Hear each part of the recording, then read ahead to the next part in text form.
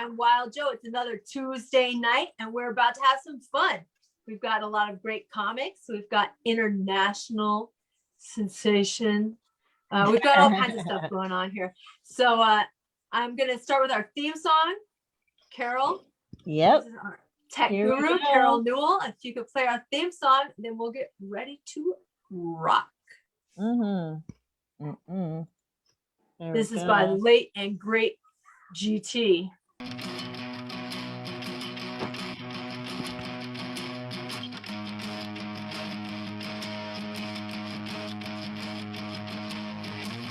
wake up when the sun goes down. I wake up when the sun goes down.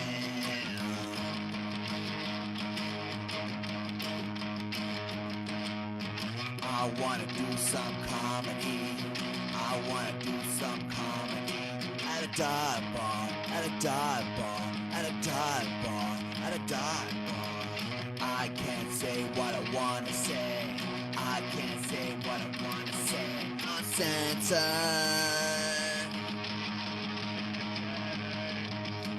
Dive bar comedy. Dive bar comedy. Dirty, bad, nasty comedy. Dive bar comedy. Dirty, bad, nasty comedy.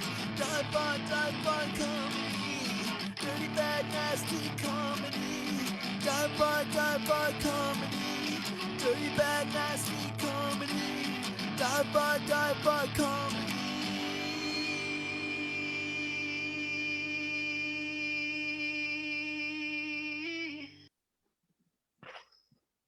There we go. All right. There it is. Getting out there in the dirty dive bars, which, yeah, I noticed people are posting flyers. People are getting out there into real life places again and doing stand-up, which is a lot of fun.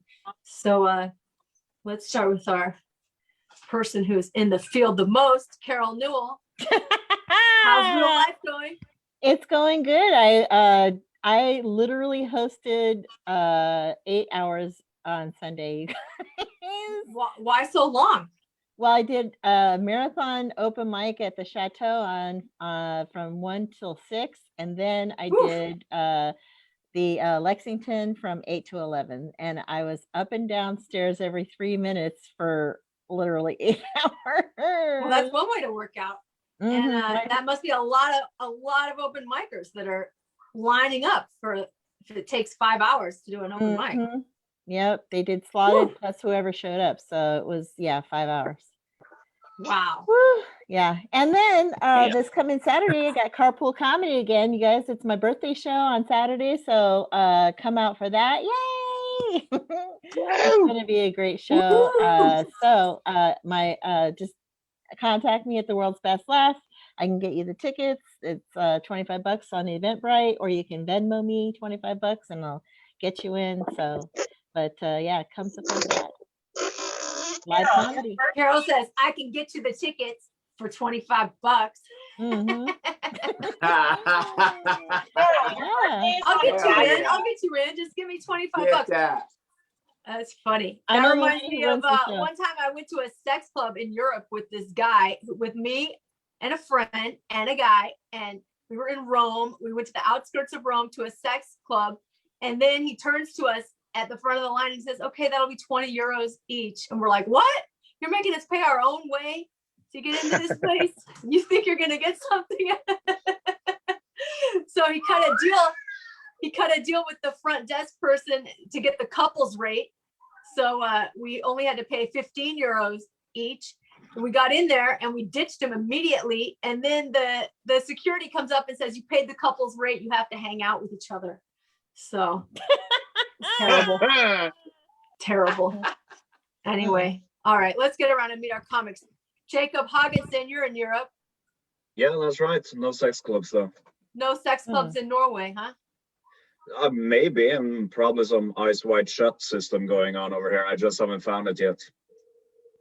Eyes wide shut. Yeah, that's what I think of when I think of masks. You know, you want the mask over the eyes. It's a lot more sexy than the one over your mouth. Exactly.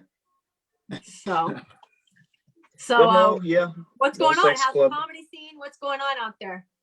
Oh no comedy here at all whatsoever. I'm in the time of finals at my school right now, so I am physically exhausted and mentally challenged from all the reading and bullshit. So it's very nice to have a little time off doing comedy again. I feel really happy about it. What are you studying? You look like you're going to be a doctor. Oh, thank you. No, quite the opposite actually. Pedagogy, taking care of kids and shit. Pedagogy, that's a subject there? Okay. Oh yeah. All right. Well, we don't call it by that term, but so you're learning how to be a teacher. Yeah, more or less. I mean, it's very easy. You give them food when they're hungry and water when they're thirsty. Don't hit them and play with them. That's basically the subject. Oh, like child. Yeah, basically. Well, we talk about child rearing a lot here on Dive Bar Comedy because I've always got my kids screaming in the background. So that'll pop up soon. Anyway, all right. Well, welcome to the show. What time is it there in Norway? It's 6 a.m. right now. Whoa. Shit. Wow. All right. Yeah. No wonder you're drinking coffee. All right. No, it got Bailey's in it, so we're all good. All right. You ready for the dive bar? Yeah. All right. Well, thanks for coming on. Let's see who else we got. Bruce McCarthy, stand up Bruce in disguise. What's going on, Bruce? What's up? What's up? Look at this. I got fucking trails. I'm on acid. Look at this, dude. How you doing? What's up with the disguise? Oh man, it's a character, man. It's a character. I'm working on a film out there, so I'm just fucking around with the character. Out where? Out in Carbondale, Illinois.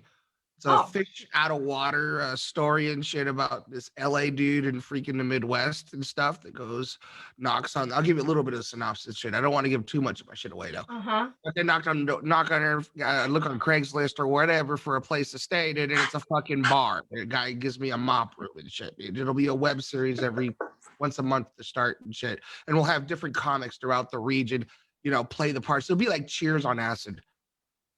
So you're going to be living in a bar. This is perfect for our show. Dive Bar Comedy. You're living in a bar in this show. I'm telling you, when shit calms down, dude, with the COVID and stuff, dude, I may come out there and if it takes off, you never know, and film something out there. But that's one thing I'm doing. I'm also doing a lot of stand up, a lot of writing and stuff.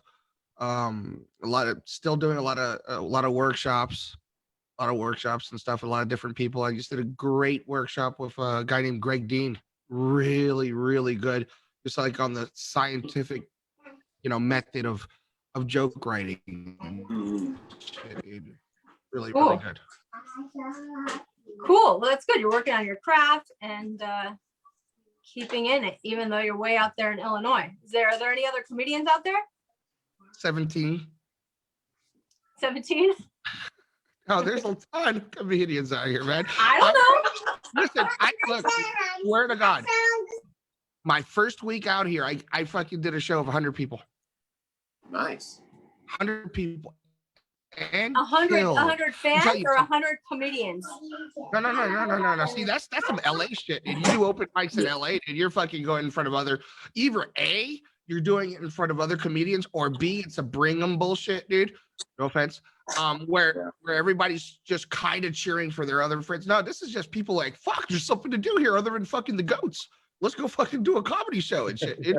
And there's hype. It's amazing.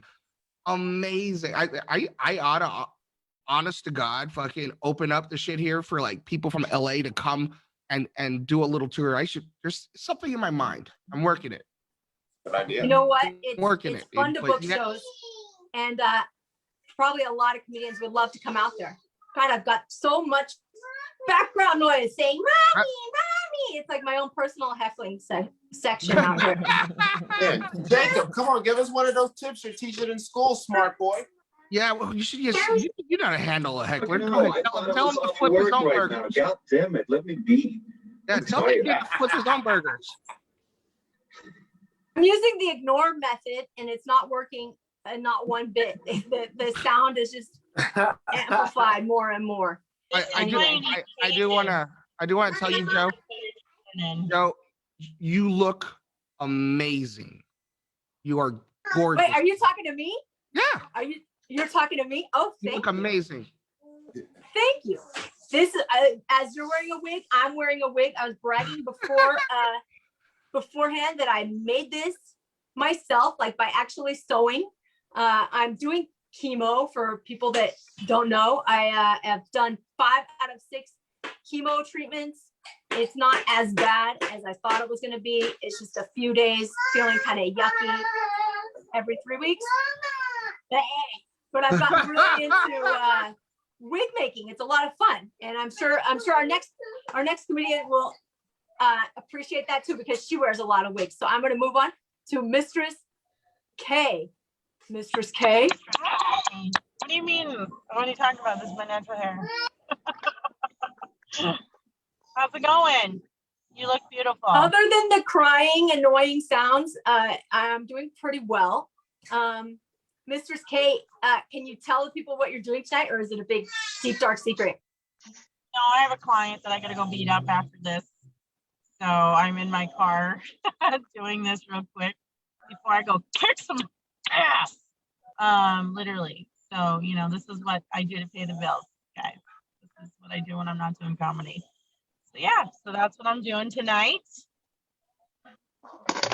So do you have any implements of torture, or can you tell us any of your secrets or devices that you use? No, I don't work for free, Joe. Do not work for free, girl. You want a consultation? Hit me up after. I don't. I just want to hear about the devices of torture. But actually, I'm not that I'm too nice, but okay. On the one hand, I'm a little bit too nice to want to, dominate over some guy, and also it disgusts me. It turns me off so much to see somebody that likes that. I'm just like, ugh. It grosses me out completely. Well, I don't know. No offense to anybody. You and I don't hang out in the same circle. Because I don't like to yuck anybody else's yum. You're into what you're into, and if you're not into it, it's fine. But again, I just say if it feels good, it can't be wrong. Yeah, I don't know. I had this guy. I used to dance. I had this guy wanted me to strangle him, and I was like strangling, and I could feel like almost like his spine in the back of his neck. And I'm like, I'm gonna kill this guy, and then I'm gonna get in trouble, even though he's the one that asked for it. Yeah, that's why you have a contract.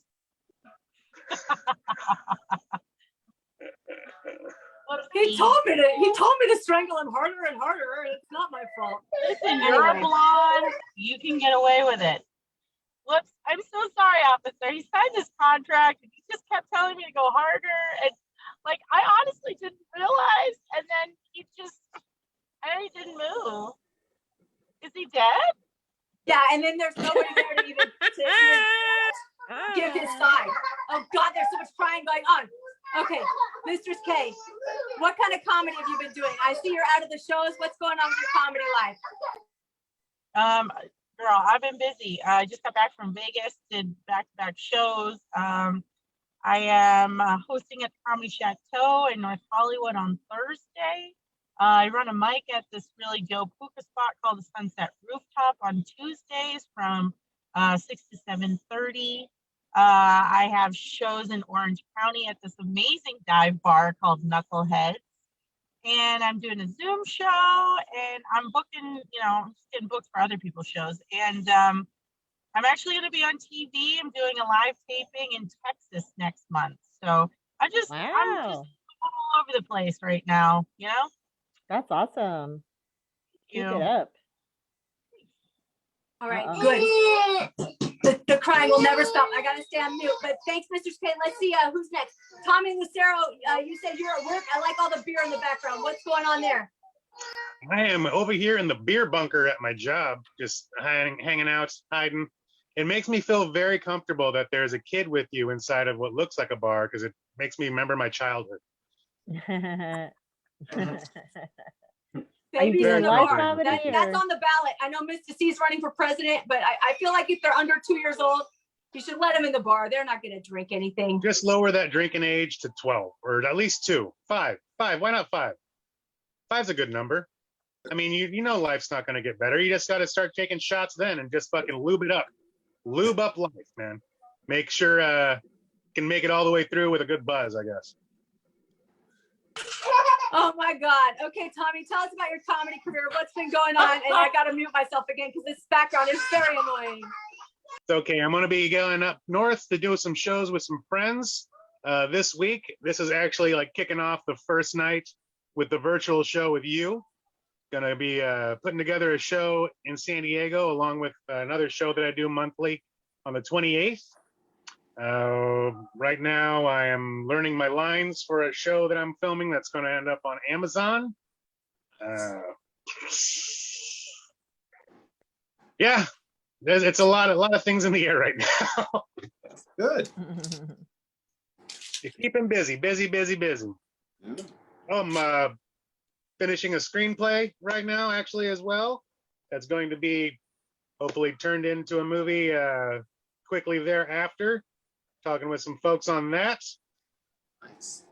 Movie's kind of like Pineapple Express mixed with Star Wars. So that's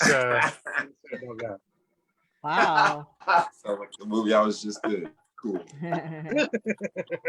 All right. Henry Garcia, tell us where you came from and what you've been doing lately. From Los Angeles, what I've been up to, just same as everybody else, doing shows, staying busy, writing more. Actually, I had an interesting experience. I did my first kind of shaman journey experience like 2 weeks ago. Oh, wow. And that was pretty dope. That was pretty eye-opening for me. Yeah. Like which peyote kinda led to- ceremony? it led to me. Yeah, it was a full-on ceremony with like 6 other people. Is this shaman from Guatemala that got flown in, and that was really dope. That was wow. I mean, I pretty much came in contact with like a spirit animal I didn't know was with me this whole time. It was like I've been basically the past 2 weeks still processing what I experienced. So wow. Kind of just having fun with comedy with a whole different mindset now too. Wow. It just changed. It really did. It changed my mindset in comedy and how I'm approaching it. In regards to my connection with audience and stuff like that. So it's been a pretty cool. The last 4 shows I've done have been after the experience. So it's been pretty fun. Just feeling connected to the crowd and stuff like that. Ooh. You have shows coming up, or what are you doing? Yeah, I got shows. I got a show at the Federal this Thursday. Then I got something at the Comedy Chateau the following week. And then my Laughter Hour show and this coming at the end of the month, and then some stuff in San Francisco and in the next coming month. And let me see, just a couple other outdoor shows by promoters and producers that are putting stuff together. Nice. So yeah, just it, staying busy. Killing it. Just not as busy as you, Carol. Not as busy as you. Yeah. I'm off mute now, and you guys can hear there's a lot of screaming going on. Thank God for the mute button. And it's God, Mr. C. I'm gonna turn it over to Mr. C. And we can get started with this show. And I'll just be on mute. Keep me on mute the whole time. Excellent. All right, that's what I'm talking about. So it's time for the Dive Bar Comedy Show. Joe's gonna wrangle in those babies, give them a little bit of Mistress K with a touch of love. That's how we do it. Get business. All right. So we got a good set of comedians. We're about to start the Dive Bar Show. I'm Mr. C, the Enforcer, aka Poppy Carlo, the bad boy. And that's what they call me when I'm in jail, not when I'm out. And we're going to get ready to throw this thing down. So you guys ready to get this Dive Bar Comedy Show started? Can I get a yeah?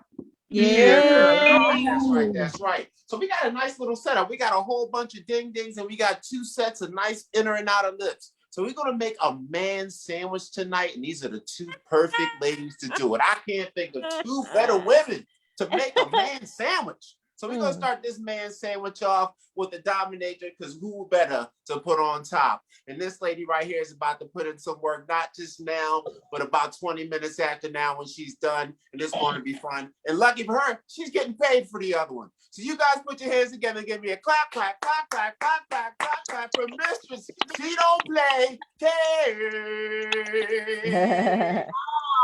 Thank you, darling. Thank you. Yeah, I literally, I'm always working, so it's kind of fun, but Vegas, right? I just did shows in Vegas this past weekend, and my girlfriend, my best friend from Maine, is visiting for my birthday. So I'm super excited. And we were, you know how they say in Vegas, what happens in Vegas stays in Vegas. Yes, except for STDs and pregnancies, guys. Those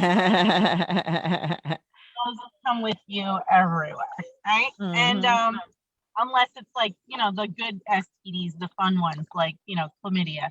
That one's kind of fun. Or syphilis, right? All the other ones are not so great. Gonorrhea is the gift that keeps on giving. Am I right? But we're in Vegas, and I'm like, you know what? I need to get my friend laid. And she was just like, you know what? Like, I'm kind of all set. Like, I don't want to put another number on the board, but like, I could do a really good finger bang. I'm like, this is the bar. Like, we don't even want your dick anymore, guys. Like, we just want a good rod-ring with a finger bang. Like, bang, bang. Bang, bang. So we're driving, and my other girlfriend says, hey, I know of this underground sex club. We should go. So, of course, I'm like, bitch, like, how did you not tell me this? Like, hello? Like, how have you not told me that there's a club? So we start driving there, and this limo pulls up next to us, like this Hummer limo. And I'm just like, roll down the window. I'm like, hey, you guys want to finger bang my friend? And the limo goes past us. And then the back window rolls down. And there's like 8 guys. They're like, yeah, we want to finger bang your friend. And my friend's like, what the fuck? She's like, go, bitch, go. So we're driving like a bat out of hell, right? To try to get away from these. And I was like, what? I was like, one of them at least had to have really good hands, for a finger bang. Like, one would have definitely done you. Like, I was like, whatever. And so anyway, so we get to this club, this underground club. And I've been in a lot of places. And they shouldn't have called this an underground club. They should have called it the underwhelming club. They had like a dungeon, like Carol's background, right, with the red light, and they had a St. Catherine's cross. For those folks who don't know what it is, it's basically an X made out of wood, right? They had one of these with no shackles, no restraints, no handcuffs. I said, so who the fuck is standing up against this cross just holding their arms open? Like, are we doing jumping jacks in here? Like, what's really happening? What's really happening? And then we got followed by this guy who was just a COVID cleaner guy. And everywhere we sat, like, as soon as we got up, the guy, like, wiped it down. And I was like, dude, like, I'm good. Like, I've got not the vaccine, but, like, I got the antibodies. So, like, don't worry about my germs.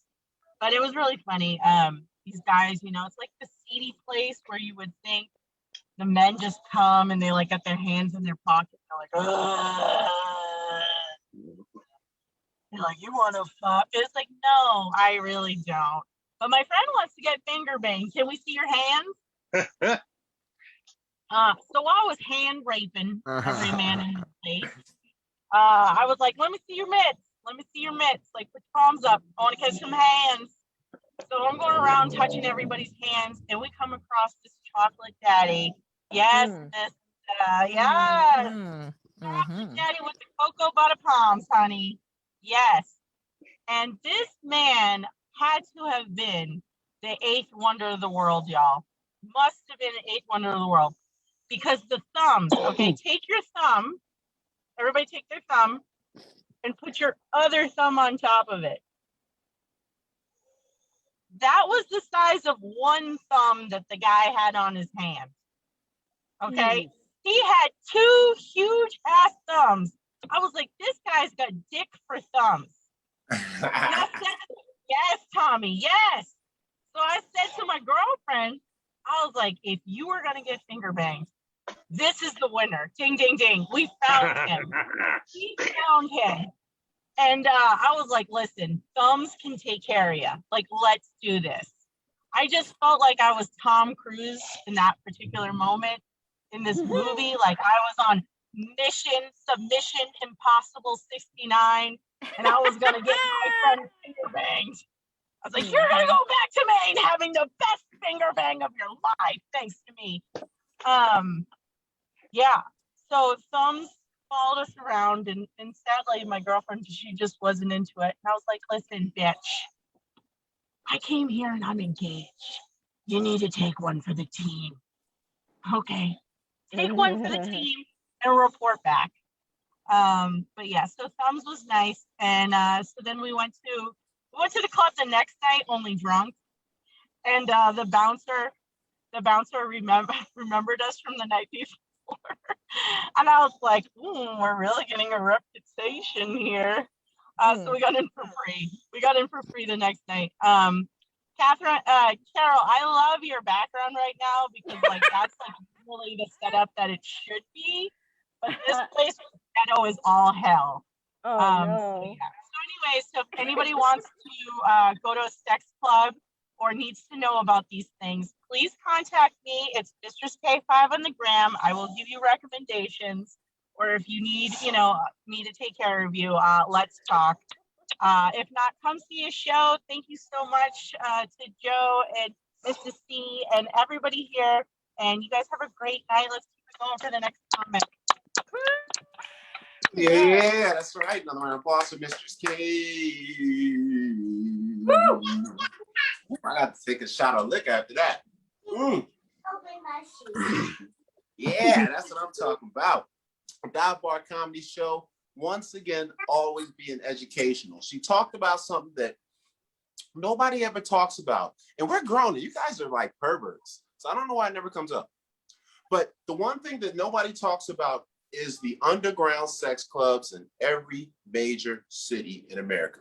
So if your city's worth the piss on the curb, there's a place with painted out black windows that a lot of good looking people dressed nice go into. And they tend to be with their wives. So if you're kind of freaky and you're in a major city and you're traveling, you're like, yo, I want to get finger banged. Because, free America. I'm not saying that either sex wants to, because we're not biased here. Do what you want. But if you want to get finger banged, ask your friend who lives in the city, hey, is one of your friends a member to the old spot? Okay, so I'm running for president. I have to do these things. I'm a politician. I need my privacy for Christ's sake. Guys, don't you judge me. Don't you judge me. I'm going to save America. So great. Once again, another round of applause for Mistress K. All right. So we're going to jump right into our next comedian. He's another wonderful gentleman, another family fave come to the stage. And I like his name because his last name, I don't know what his nationality or his race is, but it has like a mob feel. It's like, Mr. Lucero, he needs to see you. It just has that feel. So if you guys, you like to give up money to people that feel strong, I know you ladies like to. You know what I'm saying? So if you're going to give me a clap, clap, clap, clap, clap for Mr. Mob himself, Mr. Tommy Lucero. What is up, everybody at Dive Bar? One more time for Mr. C, saving America one finger bang session at a time. Come on, you guys. Right. The president we deserve and need. He is the man. It's nice, though, being down here at the old Dive Bar Comedy. I personally had to stop drinking about 2 years ago, mostly because a judge said I'm bad at it. So I had to stop. It's not allowed. Legally, the only shots I am allowed to take anymore are COVID vaccines. That's how bad of a drinker I am. I can't do it anymore. But I'm glad we're getting to, opening up everything and all that. There was a minute, actually, I thought I was getting sick there. I was starting to get a sore throat. It's starting to hurt real bad. Turns out I just got to stop pulling my belt so tight, just what I was getting. Spent a lot of time by myself, though. Had to spend a lot of time alone with the TVs and the streaming services. Spent so much time alone, I came to the conclusion, I feel like a lot of porn gets a bad rep. You know what I mean, Mr. C? A lot of porn just gets a bad reputation. Like, for myself, from what I have found, like the worst thing about a snuff porn, you guys, no residuals. That's probably the worst thing about it. And the worst thing about child porn, I still don't get to see my dad for another 5 years. So, I mean, that's silver linings. And, I guess you can think of it as a good thing. But during the whole shutdown, staying at home so much, got a lot of weird phone calls. I don't know if anybody out there got some weird phone calls. I got some strange ones. An ex called me up. Got to talk to an ex. That was fun. Man, she was the kind of girl, though. She always insisted on me referring to her as a mermaid. I don't know if you've met those girls. I'm a mermaid. Call me a mermaid. Oh, I'm your mermaid. And the only reason I did it, you guys, was the smell. I was like, yeah, I'm with you on that. She called me up, though, and she wanted to get back together. That's what she wanted to do. She wanted to give it another chance. And I was like, no, if I've learned anything at this point in my life, I've learned that white trash is not recyclable. So I'm not going to do it. I'm not going to acquiesce to that. It just would not work out. Tried to stay in touch with my family. I did. Tried to stay in touch with the fam. One person I talked to quite a bit was my grandma. Granny wrote me an email because she found something on the news, the Yahoo News, about how when guys get facial hair like this, they sometimes have fecal matter in it. I wrote her back, though. I took the opportunity. I wrote my grandma back, and I was like, yeah, Granny, that's true. But it's only because I know how to treat a lady. You can't do it every night, though, you guys. You can't. You have to save it for special occasions, for birthdays and anniversaries and dive bar comedy night. Come on, you guys. One time. Right. It's good stuff. Oh, man. I'm glad we are getting back to normal in a way, I did have to take a job at a grocery store, though. That's what I'm doing now. I was cooking for a long time, but I had to work at a grocery store. You got to do what you got to do. It's interesting, though, mostly because the customers come up asking you weird shit all the time. A customer came up and asked me, oh, excuse me, do you guys sell hard liquor here? I'm like, yeah, sir, we sell hard liquor, but we just got to keep it up in front of the store in a little glass box by the registers because people tend to steal that stuff. He looked at me and lost his mind. He's like, oh my God, I can't believe that. I can't believe it. Ever since I moved down here from Wisconsin, seems like everybody in California is just way more paranoid. I told him, sir, don't you think if people in Wisconsin had a little more paranoia, maybe Jeffrey Dahmer wouldn't have eaten all your children? It's just science, you guys. That's all that is. It's fucking science. Try to keep a good relationship with everybody in the world. It's good. It's better that way, except for my brother. I don't get along with my brother. I don't know if you guys have siblings, but we never really got along. Like, my brother was the kind of guy, he's the kind of guy that used to judge a book by its cover. One of those people. Then thinking back, he was illiterate, so he didn't get past the cover anyway. It's his own fault. Public schools, I guess. That's all that is. Did get to spend a lot more time smoking the weeds. I don't know if you guys smoke as much pot as I do, but goddamn, it was the definition of essential for a minute there. Needed it. was smoking so much, I ended up having just weird thoughts popping in my head. I don't know if that happens to you guys ever, but just weird thoughts popping in my head all day long. I got smoke a bong load, and I'd start wondering to myself, I wonder if when like a deaf guy is going down on his girlfriend, does he ever judge how he's doing down there by reading lips? And if he can't tell, does that make him a clitorate? I don't know. Things I wonder about. Or if, like when Albert Einstein used to masturbate, would you call that a stroke of genius, you guys? Or when two Jewish stoners are getting ready to get high, does one ever ask the other one if he wants to get baked? Ooh. No, you guys didn't have the History Channel? Okay, fine. Whatever. Anyway, my name's Tommy Lucero. Check me out on 40 Ounce The Funny Comedy. Look for my book coming out, The Good, the Bad, and the Druggy. And also look for the movie Space Couch coming at you soon. Check me out online. Got a bunch of stuff coming up, some comedy shows. Until then, thank you, Dive Bar Comedy. I'm going back to work. Yeah, that's what I'm talking about. Now my boss Tommy Lucero. There he goes. Man, that's what I'm talking about. Comedians putting in work. And that's how you need to come out of this pandemic. You're sitting home, you got all this time, might as well write some shit, might as well film some shit, might as well do set up some work. Because now the people like Miss Carol Newell, the base of this sandwich, she has been out there putting great work in the streets, and now it is paying off in real building status. So round of applause to all the hard work, not only Tommy and Carol are doing, but all these comedians, because they're all doing great work, guys. Now, also, he talked about some, go ahead. Go ahead. Oh, he talked about something also. He talked about something also really great.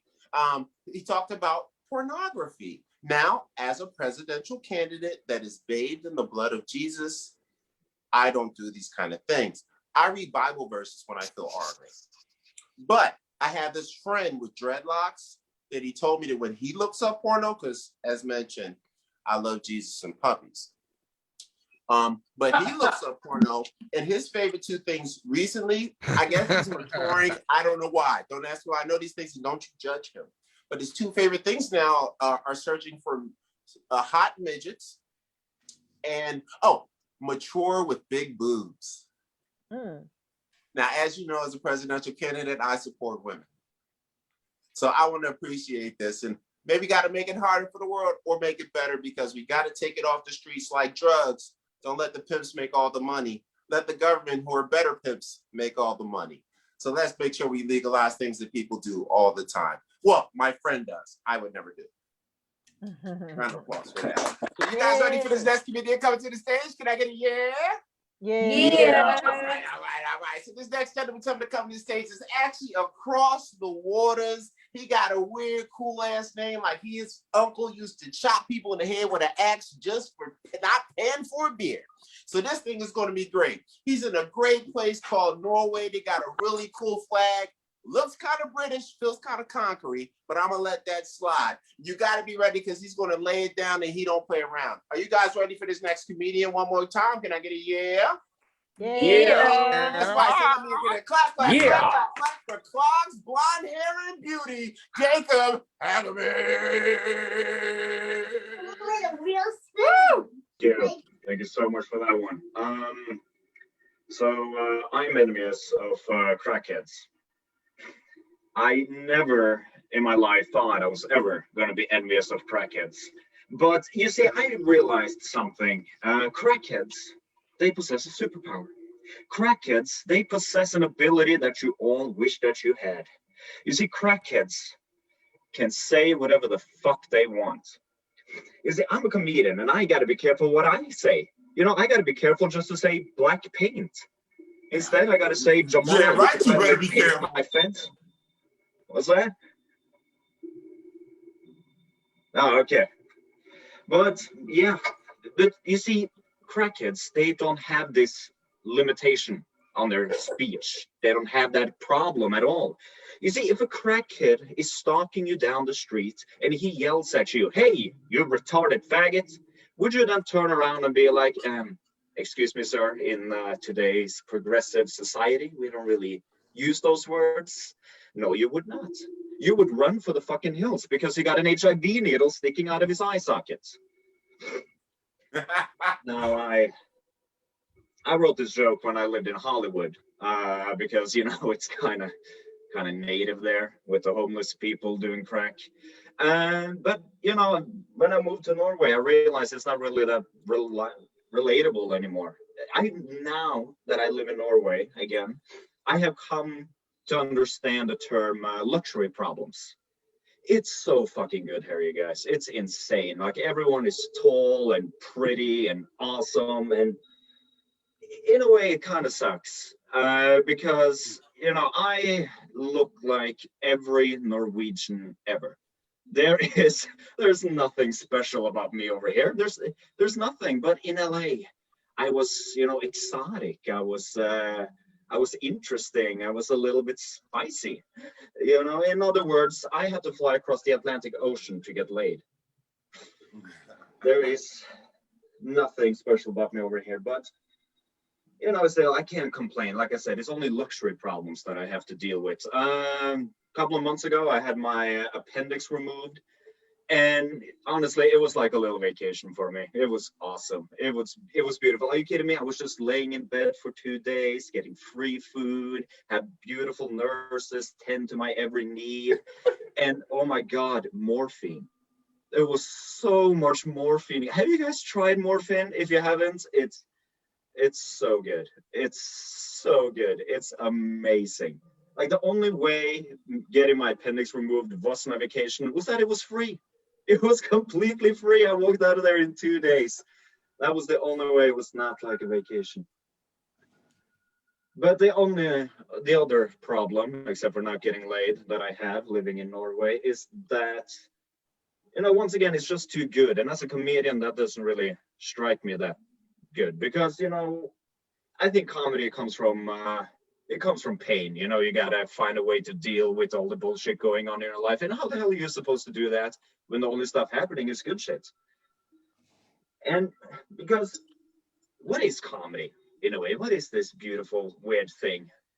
Well, you know, just the tip of the iceberg of what comedy is. Comedy is tragedy.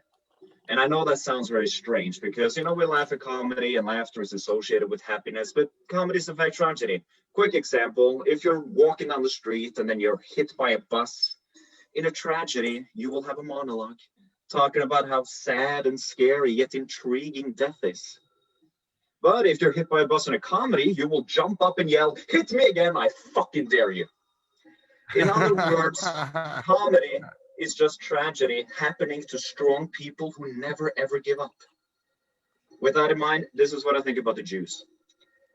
I think that there's nothing I can say that is going to be worse than what they have gone through already. But, you know, I understand, you know, it's a sensitive topic, you know, the Holocaust, concentration camp. It's awful. It's awful. There's no way around it. It's fucking awful. And even for a young, blonde, Hitler's wet dream looking kid like me, it's awful because my great-grandfather, he actually died in a concentration camp. Yeah, it's pretty brutal. He fell from the watchtower and broke his neck, and it was just a horrible tragedy for my family. Damn. Yeah, you know, typical comedy, good old Nazi guard grandpa. But yeah, what other people who get horrible shit can I make fun of with other stuff? Okay, yeah, black people. I can't say a joke about black people because I haven't finished the joke yet. Now I started writing it, but it's only like 3/5 completed. Oh, Yeah. oh no. Oh yeah. Will it get worse? Let's see if we can make it any worse.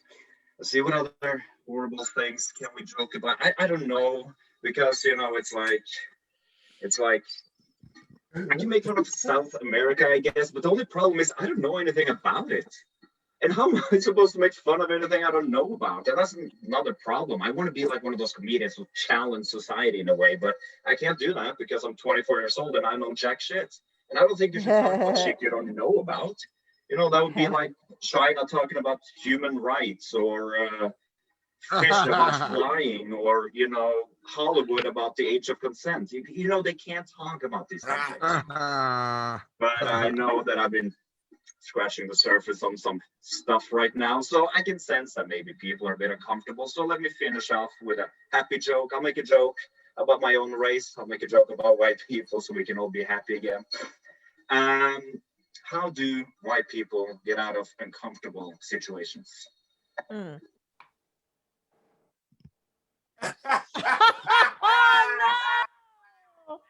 Oh no, that's another round of applause for Jacob Hågensen. Wow.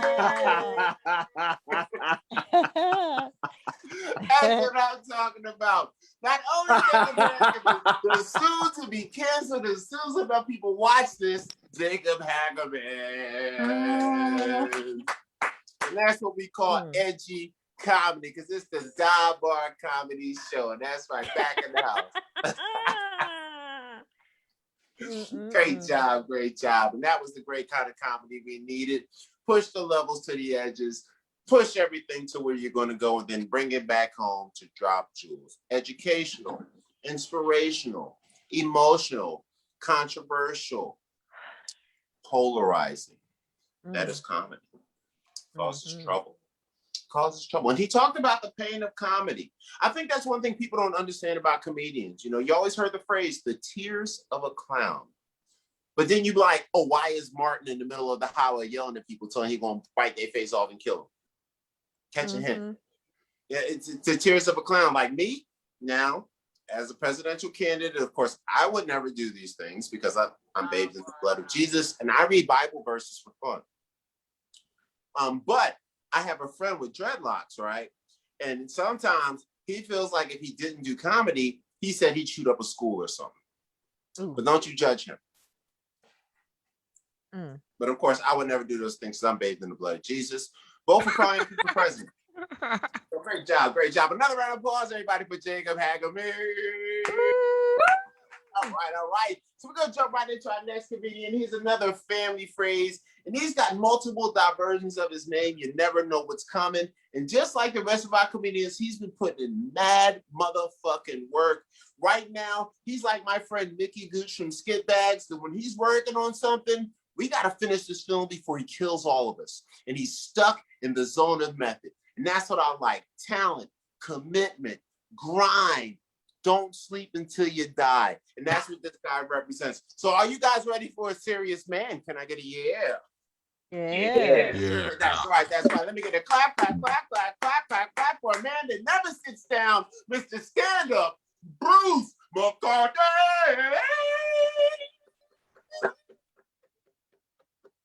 Yo, dude, the ending of that shit pissed me off, Mr. Jacob and shit. That was like the ending of Sopranos, dude, you fucking asshole. God damn, dude. You saw that shit, dude? How the Sopranos ended? Fucking, you know, like, okay, we're gonna get to it. We're gonna get black screen, motherfucker. Hey, shut up, Bird. You know, I have an air fryer. Wow, this motherfucker, dude. All right, anyway, dude, what a fucking crappy year. Fucking worst year ever, right, guys?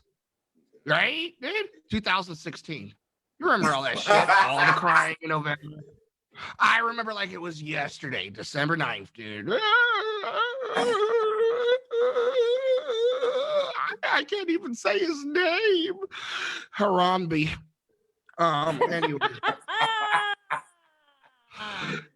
Anyway, a year ago, I was in LA and I decided to leave the country, so I moved to America.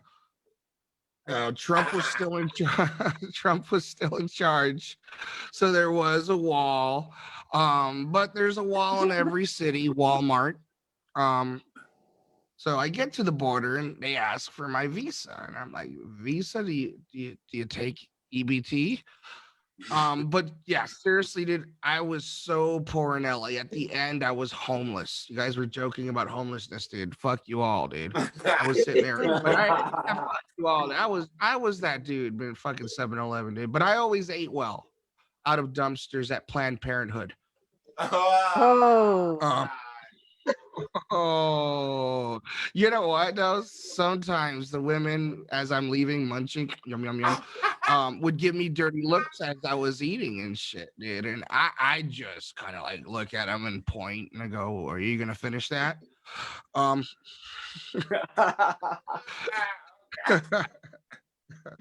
Oh my god. Anyways, I get out of LA and I make it to this little town in the Midwest. It's beautiful out here. It's gorgeous. It's liberal. It has and yeah, it is. It's fucking surrounded by on all sides. They want to invade. So I get to the town like a year ago, and I will fuck you up. All right, I get to the town a year ago, and COVID fucking hits. So I go to the basement. I got food, I got water. I still got my earthquake supplies and shit, dude. But I just left yesterday because I ran out of meth. But 1 year in the basement, dude, I'm in great shape. I've never looked better since I've started wearing a mask. That really helps my looks because I'm ugly. Yeah. I did get vaccinated for COVID-19. It's my second fucking vaccination, Moderna, and I know it's fucking some people up. But I didn't feel a thing until today because I ran out of heroin. Anyways, dude, there's a group of people out here in this fucking small redneck hick town and shit, dude, that are scared of us vaccinated people. Like we're the weirdos and shit. They're afraid of our vaccine spores and shit, dude. So I made sure I got in my my fucking my Prius, dude, because I'm from California, and I drove up to each one of them and I gave them a mask. Okay. There's a little too much thinking on that one, dude. So anyway, I really, really do like it out here, dude. And the sex is great, dude, but the sheep really pissed me off. Sheep fucking, because I'm in the fucking Midwest. No, the people out here are great. I do love it. And it's amazing and shit. I've been all over the place. I've been to Florida, I've been to California, I've been to fucking Portland. Never go there, by the way. I was in the Dominican Republic. No, don't ever go to Portland, dude. No, the fucking those meth heads are like zombies. So I go to the Dominican Republic because I'm half Dominican, half Irish. That's like when a leprechaun bangs a piñata, and you may not see it here, dude. Yeah. So anyway, I'm in the Dominican Republic, dude, and it's okay. It's a beautiful fucking place, dude, but it's kind of like a shithole in a way, dude. Because I went to take a ferry to Puerto Rico because I'm American and I can and shit. And on the way there, dude, I got held up at gunpoint. And I'm like, yo, dude, I need this money to take the ferry to Puerto Rico. And he's like, hombre, no, don't go to Puerto Rico, man. Oh, it's dangerous. I'm like, motherfucker, you're robbing me. Yeah, man. I got robbed there while robbing someone. I always remember, dude, when I was a little kid in the Dominican Republic and shit, they'd have fucking like stupid fucking crazy Latino fucking 18-hour services. I exaggerate. It was 17 hours. And we'd sit there and I was a little kid. I was like a little kid of big fucked up hair, dude. And I was sitting there and stand up, sit down, I'm like, am I gonna fucking go? And at the end I was starving. I couldn't wait for communion. I think that's enough for me, guys. Thank you very much. Oh, right. Yeah. Round of applause to stand up, Bruce McCarthy.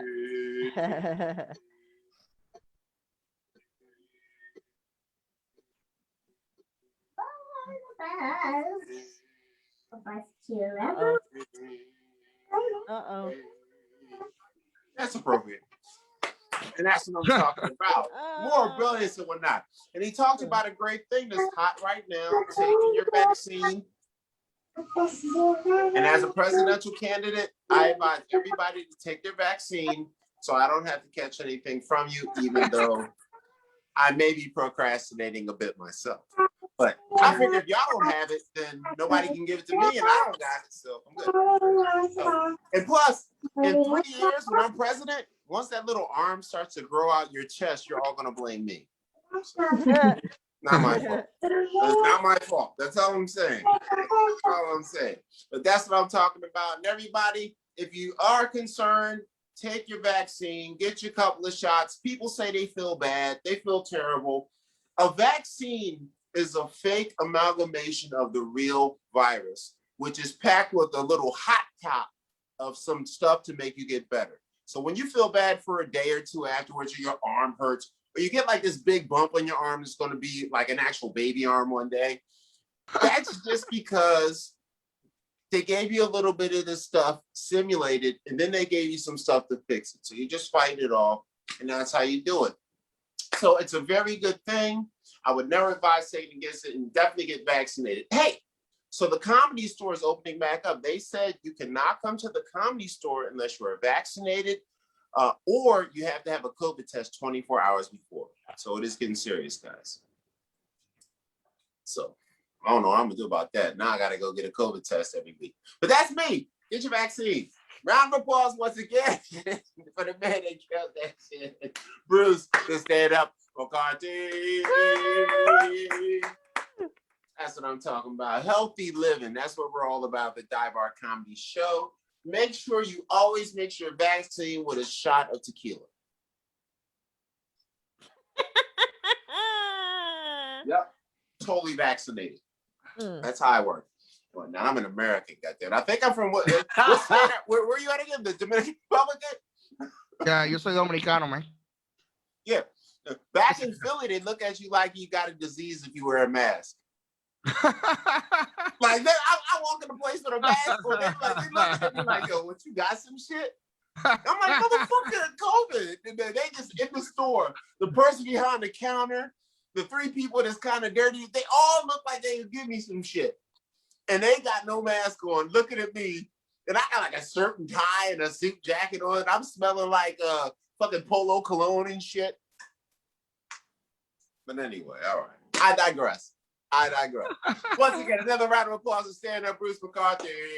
Right, so we're going to our next comedian. And this comedian is a mind bender. He recently went on a trip where he got his mind opened by a shaman.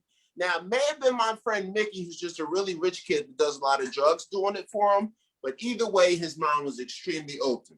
Some people do something called DMT sometimes, which is released when you move on, and they do that a couple times a year, and they get a very deep experience. Some people take acid, and they get a deep connection to the world. I have no idea, but he sounds like he's trapped in something, and he's about to drop it on your tits right now. So you guys ready to have your mind bent and open? Can I get a yeah? Yeah. Right, so this guy right here, he has felt a new connection with the world, and he's about to lay it on you like a brother lays a sperm on the back. Can I get a clap, clap, clap, clap, clap, clap, clap, clap, clap, clap, clap, clap, Henry?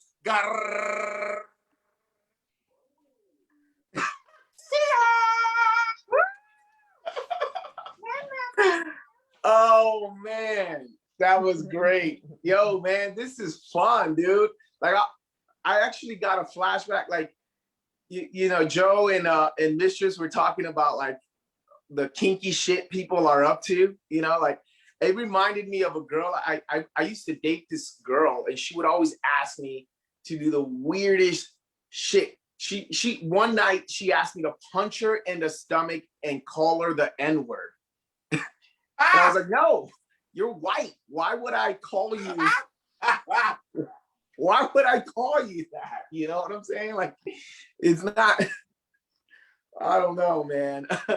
I'm excited about all these things opening up just like you, Mr. C. I really am, man. I'm vaxxed as fuck. I got big vax energy. I can't wait to go to Disneyland. I really can't wait to go to Disneyland. I'm so stoked. I love people watching when I'm at Disneyland. That's like one of my favorite things to do. You know, like I like watching babies cry at Disneyland. There's something nostalgic about that. You know what I'm saying? Like there's something nice. Another thing, I love to watch like my people. Like I love to watch Latinos in Disneyland because they always come with a huge like pack of lunch, and they just set up shop right in the middle of the sidewalk and just start having a picnic, like just like never before. You just go to Disneyland and have a giant picnic, and they always have that one kid who's like super gangbanger, and he's like mad dogging everyone at Disneyland for no fucking reason. He's just he's like, and he's like taking pictures. He's like taking pictures with Mickey Mouse. He's like, Mickey Mouse is like, he's pickpocketing me. He's taking my money. It's crazy, man. I gotta say though, like it's a lot of pressure, guys. It's a lot of pressure being Latino, you know, because as a second generation American, like I look like I know how to work hard, you know. I don't work hard. Like I don't do that. Like my wife asked me to buy a lawnmower, so I went to Home Depot and came back with a garden. You know what I'm saying? Like I'm not doing the work. I'm not doing the work. Like I gotta say though, in my defense, like I work really hard in my dreams. You know what I'm saying? Like I put in a lot of work in my dreams. And I know this to be true because I always wake up tired, you know?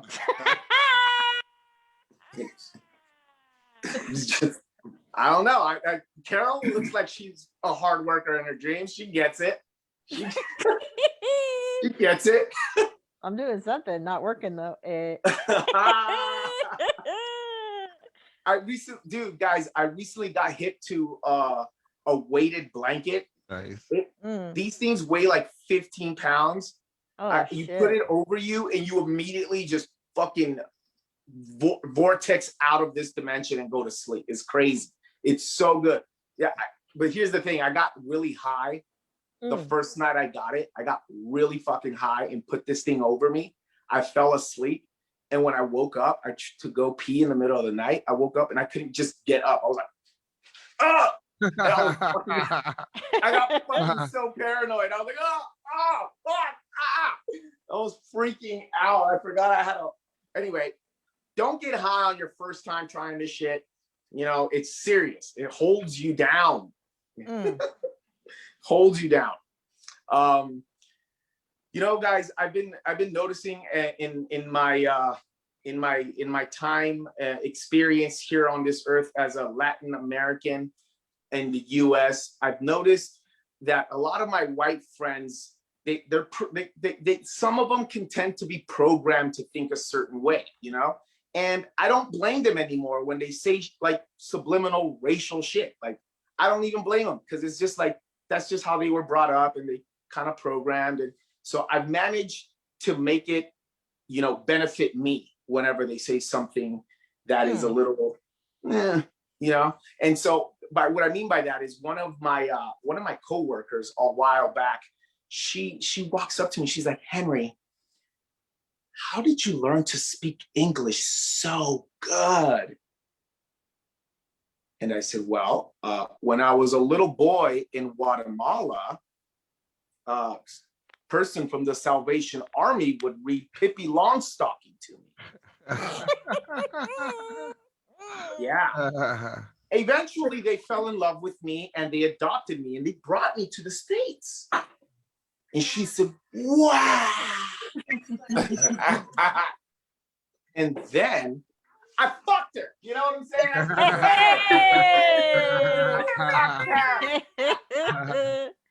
That's right. With all of my Guatemalan self, I did that. Oh man, I said that joke. I said that joke in the South, and it didn't go well. It didn't go well. I probably shouldn't have invited her parents to the comedy club. You know what I'm saying? Thank you. I see you. But I gotta say, I've definitely been getting a little more enlightened and stuff lately. I guess you can call it woke, whatever you want to call it. Man, being woke as a Latino it fucks up things you grew up with. Like I grew up with celebrating Dia de los Muertos, you know? And now I can't even celebrate it the same, because if you don't know what Dia de los Muertos is, it's basically we set up an altar, we celebrate our loved ones who've passed away with the food that they enjoyed, with the drinks that they enjoyed when they were living.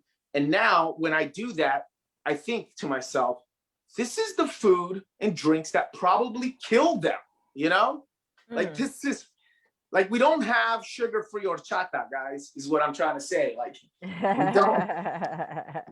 we don't have gluten-free tamales, okay? Like that's all I'm trying to tell you guys right now, man. Like I noticed my wife's dildo the other day, and I said, wow, this is not biodegradable.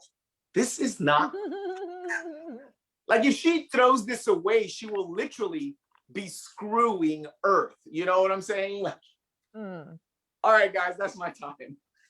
Yeah, that's what I'm talking about. One more round of applause to Andy Garcia.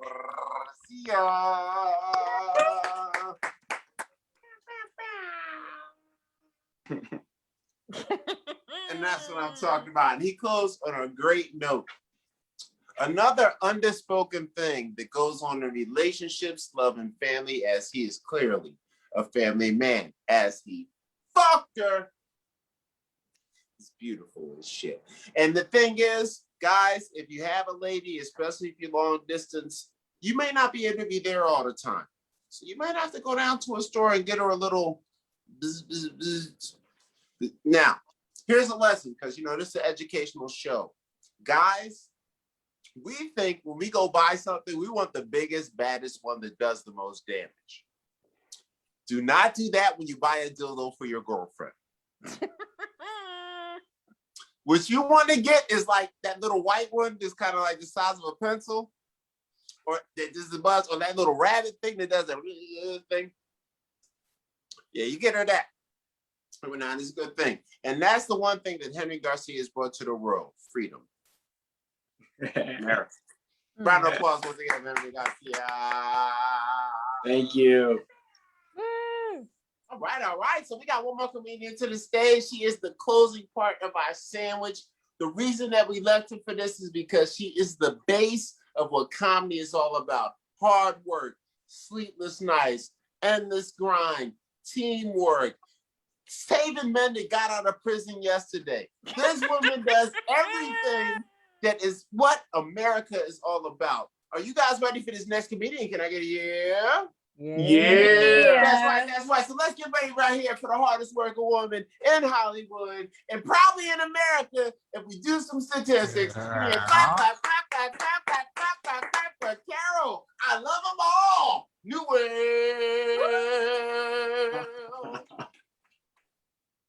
Oh, Mr. C. Thank God you're a comedian, because then, you know, you'd be on my radar. But you know, I don't mess with comedians. Can't, you know, shit in your own sandbox. That's what that is. So you guys been dating for a while now, and yeah, I've been back on the dating scene at this ripe old age of almost 55. Oh my God, is it true? I'm gonna be 55. Yep, in a week I'll be 55. I can't drive. 55. You guys. So yeah, being back on the dating scene after a very, very long hiatus. Like I didn't date for almost 30 years because, you know, marriage. Yeah. It's been weird. I must tell you, like the last time I dated, it was pagers and payphones, you guys. And now it's all pictures and texting and chatting. It's a plethora of penises, you guys. It's a phalanx of phalluses. It's a sugar song. It is a cornucopia of cock. It is a menagerie of meat.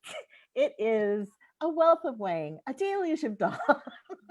It is a surplus of sausages. It is a lot of dick pics, you guys. It's a lot of dick pics. Mostly unsolicited, mostly not impressive.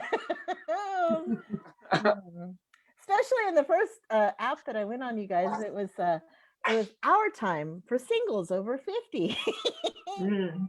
Those pictures were terrible, you guys.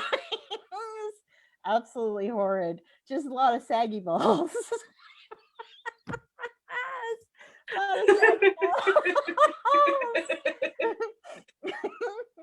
Oh yeah, but eventually I moved on from Our Time, and I got over to Plenty of Fish. You guys, I tried the Plenty of Fish.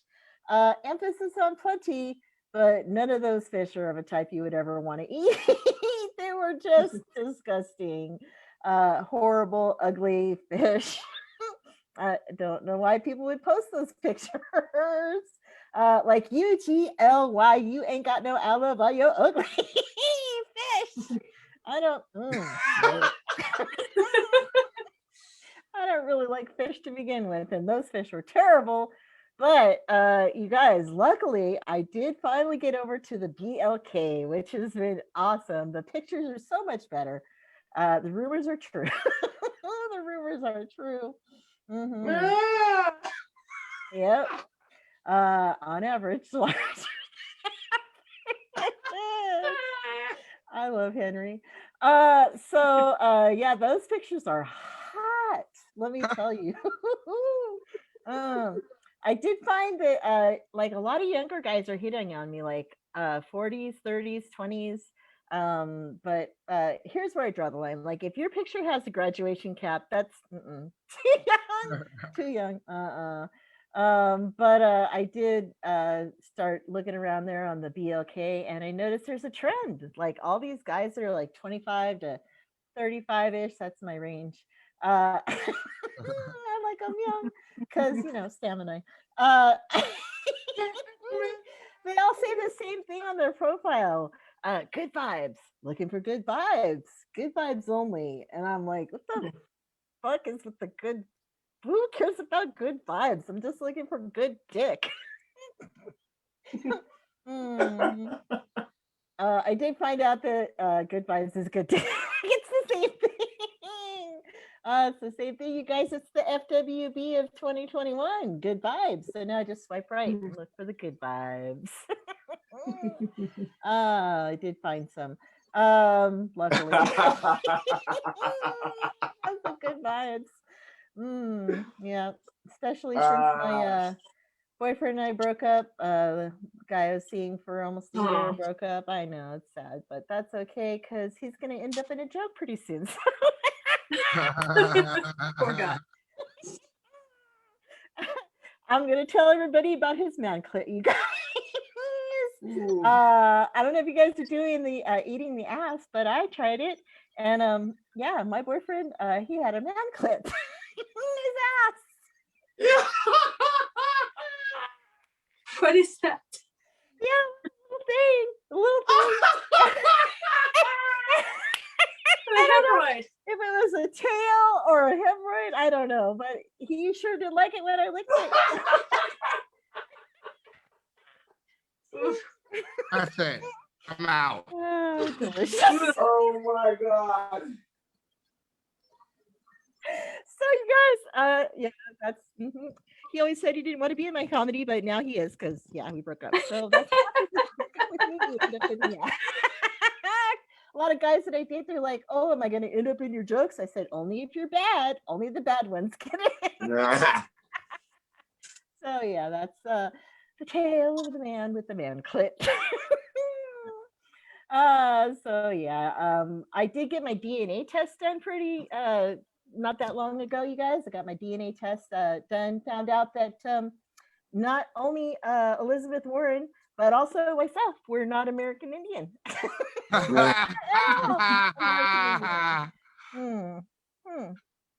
don't know how that happened, but my mom told me my whole life that I was American Indian. But that's not true. I'm just white AF, you guys. I am all white all the time. all of the white countries like England, Ireland, Scott, a tiny bit of Norwegian. I don't know. There's like one Viking who raided a village, I guess. All rolled up into one ball of guilt. You guys, I got the white guilt.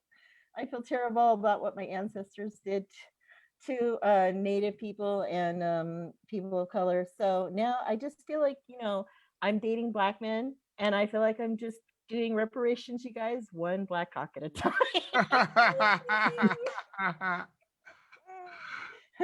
Mm-hmm. I just do, I'm just doing my part. Good vibes. Yep. Mm-hmm. I did find out that they're releasing a lot of prisoners back into California because of, overpopulation and the COVID and all that stuff. So I feel like now there's going to be a whole new crop of people that are in my dating pool. Oh. Damn. Yeah, I like them fresh, All right, you guys, that's enough for me. I'm going to hand it back over to Carl, and then Carl Anthony, aka Mr. C, and then he's going to regale us with some kind of musical number, I think, and then we'll be out of here. So thank you guys. I love you all. Mwah. Yeah, that's right. Another round of applause for Carol.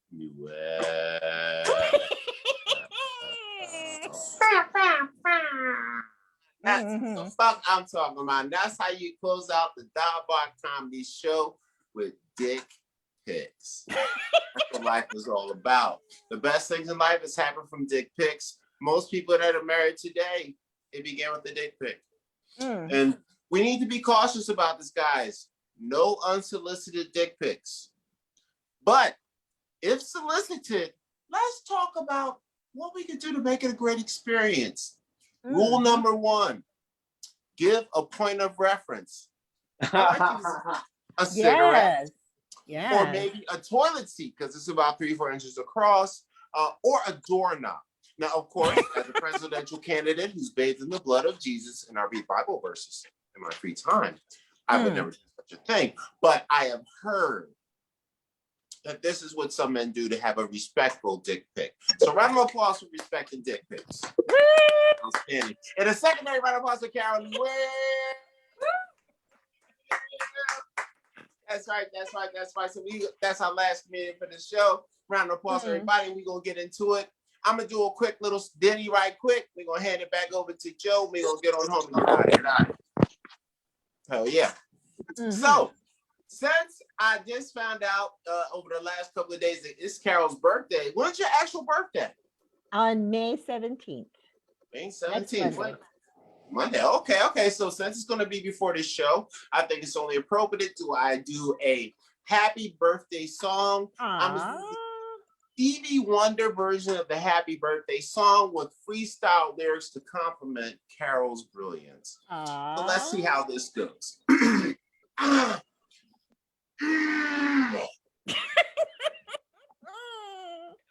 good. Happy birthday to you.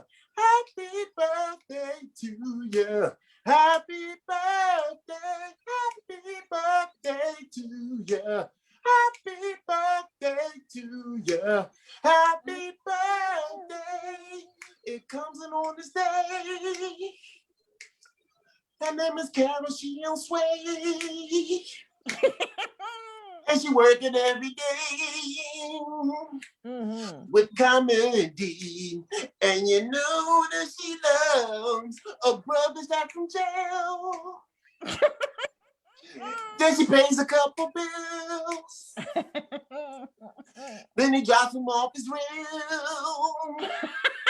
And then puts his bitch ass in a joke, and they go today. She gonna tell you how she swayed, because she gonna break it down, and we gonna go around. Happy birthday to you. Happy birthday, Carol. Happy birthday. Happy birthday, Carol. Happy birthday, Carol. Happy birthday.